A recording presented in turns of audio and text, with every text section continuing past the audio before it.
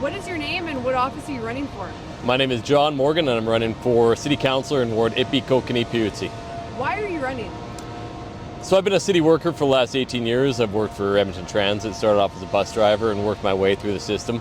I've been serving my community as community league president. I've been coaching a lot of soccer. I've been a lot on boards, and for me, a lot of the things that are coming down to me don't always necessarily reflect my reality. And I think what's been missing in that respect has just been the specifics. So a lot of great ideas, a lot of big ideas, a lot of great policymakers at the top. But for me, it's been the specifics that have been missing. What was your most recent job, or is? So currently I work as an LRT control superintendent, so supervising the movement of the trains on our LRT system, Capital and Metro lines. If you are elected, what would be your first priority to fix? Well, the big one for me, right now I live in Heritage Valley. I live in Rutherford, the community of Rutherford, southwest Edmonton, south of Henday. The big one is infrastructure down there, and I think we've not been very proactive in our builds. We do have roads that are frankly just not keeping up with the amount of demand that we have down there. We need transit down there as well. I'm hearing lots and lots of concerns in Paisley, communities of Paisley and Chappelle, Graydon Hill about lack of transit access as well. And so I'd like to see some solutions around transportation in general down there, but infrastructure to meet the demand. How would you balance fiscal responsibility? Well, making sure our services remain public. I think we've gone a little bit too private in our delivery of services. I think controlling that the delivery of services is key to that, but also just making sure that there's some accountability with some of the choices we're making operationally and in infrastructure. Construction and long timelines are frustrating Edmontonians. What would you change, if anything, about how Edmonton plans and delivers these projects?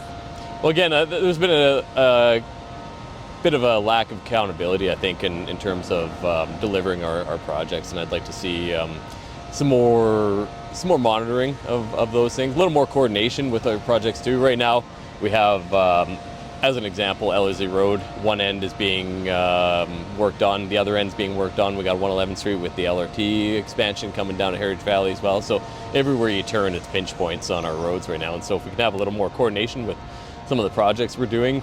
Also, we just had resodding done on Ellerslie Road as well. Just after that, we had a road cut through it to accommodate the expansion of Ellerslie Road to 141 Street. I think we're really missing out on the collaboration piece, and right hand's not talking to left. How would you make Edmonton safer? Safer? Well, as I said, I work for the LRT. I've seen since COVID, a real sharp increase in safety issues, crime issues. Myself as a worker working on the system, I don't feel safe. My workers don't feel safe. Passengers have told me that they don't feel safe, and I'm hearing at the doors too that they're not feeling safe on our LRT system. And I was at a recent EPS event where they were talking about a general decrease in crime across the city, but an increase in our LRT system. So I'd like to see some engineered solutions around our LRT system, access control and stuff as well. And then the other part of that equation is making sure that people living in crisis are helped. And that's a multi-governmental response to that. But I think we need to be advocating for that, because there's 5,000 people living on the streets. And when you have that many people living in crisis, vulnerable, it creates conditions for a lot of safety issues as well. What is your stance on infills, and what is the path forward? I think we need to build up and not out, but I do think that we can have some reasonable guidelines around that. And I think right now it's a bit of a Wild West scenario with our infill projects. Things like, if you don't have parking, do you have good transit available? If not, do you have other ways of people to get around? Not everybody drives cars, and not everybody needs parking, but you do need other ways of accessing the rest of the city as well and getting around. I've also heard about some waste removal issues that I don't think are solved yet. And just, I guess for me, we really need to be engaging the community, making sure that the neighbors are heard and engaged.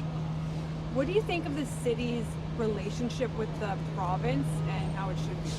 So I'm an independent candidate. I've been an independent candidate since the start. I don't believe in the political party system. I don't I'm not looking for political parties in behind either. I don't have NDP or UCP support with my campaign. I think you got to work with whoever's at the table, and I'm honestly happy to engage with whoever's in the province, whoever's in the lead of the province, whoever's with the feds right now. It's important to just come to the table and make sure we're serving Edmontonians. What is your vision for Edmonton? Vision for Edmonton is a safe, inclusive city, and one that has good, strong public services, and then we're all kind of going the same way towards helping to serve. If you are elected, what would be one thing you want people to remember you accomplished at the end of your term? Again, I'll go back to the infrastructure piece, and that's what I've been hearing since the start of this campaign, is making sure that people can move freely across the ward, across the city as well, and safely.